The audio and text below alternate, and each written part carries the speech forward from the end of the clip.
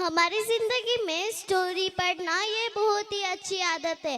बचपन से लेकर हमें अपनी नानी स्टोरी सुनाती है और उस स्टोरी के माध्यम से हमें बहुत अच्छी सीख मिलती है।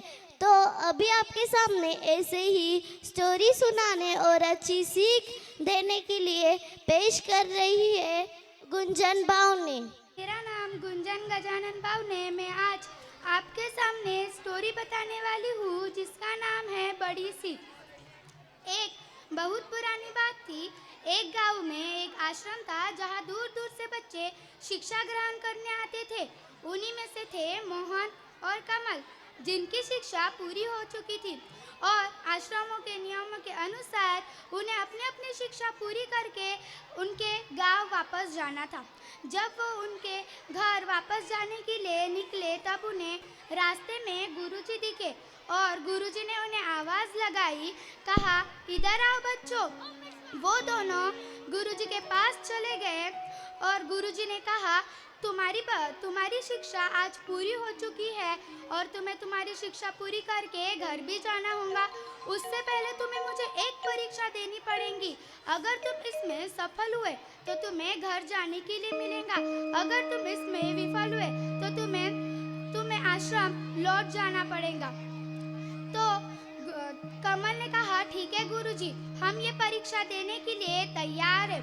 गुरुजी ने उन्हें बड़े ही ध्यान से देखा और कहा, मैं तुम्हें एक एक कबूतर देता हूँ।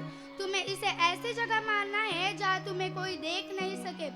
वो दोनों अपने अपने कबूतर लेके निकल गए।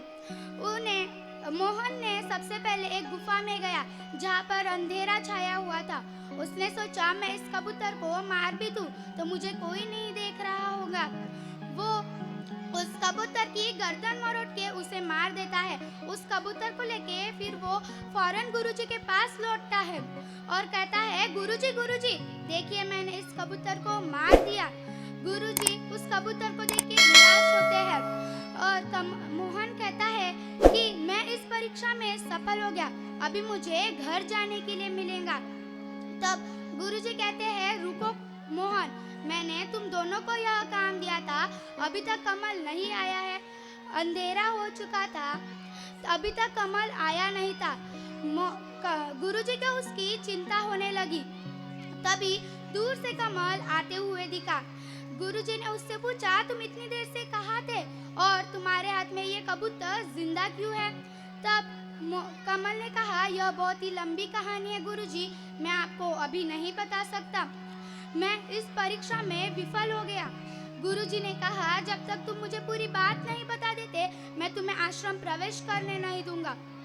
कमल ने कहा, ठीक है गुरुजी, जैसा कि आपने कहा था, मुझे इस कबूतर को ऐसी जगह मारना है जहाँ पर मुझे कोई देख नहीं सके। मैं सबसे पहले जंगल में गया जहाँ पर मुझे जंगली जानवर देख रहे थे। उसके बाद मैं जंगल के अंदर गया जहाँ पर जंगली जानवर तो नहीं, वहाँ मौजूद पेड़ पौधे मुझे देख रहे थे। मैंने सोचा मैं समुद्र के किनारे जाता हूँ जहाँ पर मुझे कोई नहीं देख रहा होगा। फिर उसके मन में एक ख्याल आया कि उसने सोचा कि यहाँ पर इतना बड़ा समुंदर है, वो मुझे मारते वक्त देख रहा होगा और उसमें रहने वाले जानवर। तब उसने सोचा मैं पहाड़ी वाले इलाके में जाता हूँ जहाँ पर मुझे कोई नहीं देख रहा होगा।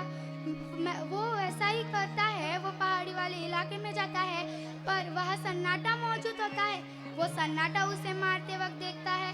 फिर वो एक गुफा में जाता है जहाँ पर अंधेरा छाया रहता है।